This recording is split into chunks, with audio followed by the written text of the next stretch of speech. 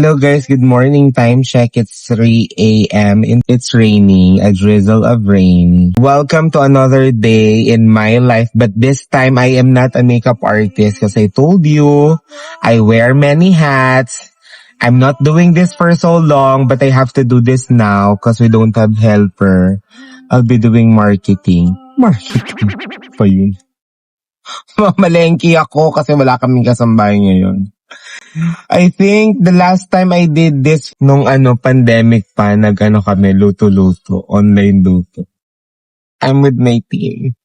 Tadan, Kim Chu, and wow, ganda, Cheska. And guys, look! It's raining! I don't know how to do it now. This, I can show it to you how it's like to be in Marikina kapag ka mamamalengke. Wag na nating pang patagalin. Let's go!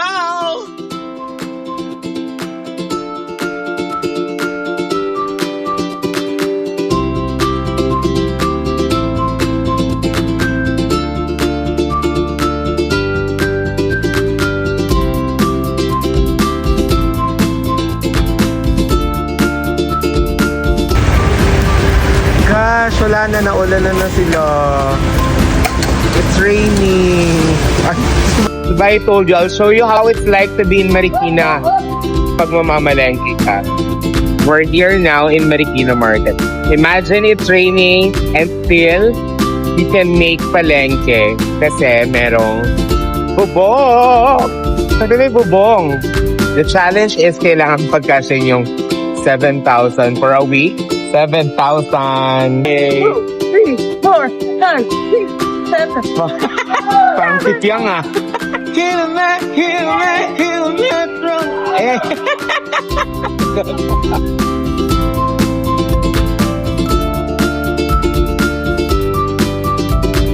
Ay magpatawad ni Kuya.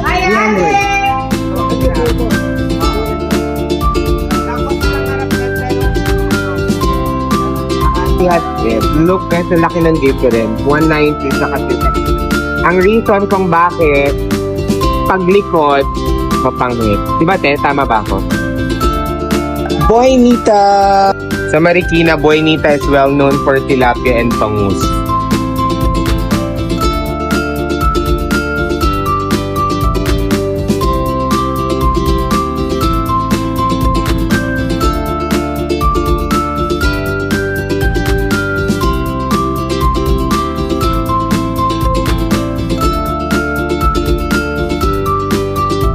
Time check, 4:40.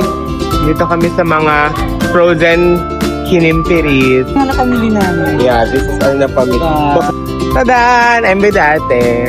Dito kami sa mga dry section. Over budget kami. Dry section, 13,000. perfect representation. Oh, hindi ako dry ba? Hindi daw siya dry. Time check, 5:00 ng umaga. Babalikan namin yung mousse and tilapia. Babalikan namin kay Kuya kasi pinadibong namin. Kuya, thank you ah. Nag-over budget kami dear. Tapos meron pa akong mga nakalimutang bilhin. Ang challenge lang namin 7,000. Failed ako. Parang we spent 8,000 for a week. Not bad. Magpapakain si Madam Diyos ko sa Wolfgang. Sarado pa Iba yung craving si Madam. Go na, see you later. Good morning guys! So the time now, it's 5:30 a.m. Kakarating lang namin from Palengke. We also bought almusal. Binili namin siya dun sa may malapit sa school. Bang saya! Champurado ka dyan.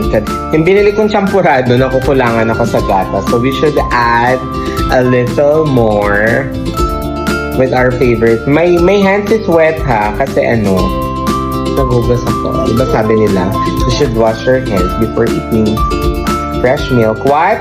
I add fresh milk to my Yeah, that's it for now. We're going to eat na. I'm still with my team. O, diba love teaman pa din? Okay. Isang palabok lang.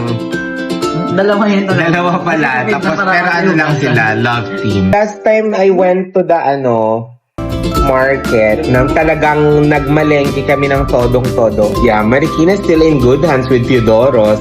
And besides, masarap mamili sa Marikina kasi kahit umuulan, you can still buy goodies sa Marikina kasi ano siya, tawag dito may bubong, malinis, at mura yung mga bilihin ko. May re-recommend pa rin natin ang Marikina dahil Marikina still in good hands. Wow! That's it for now. Thank you for joining us! Mwah!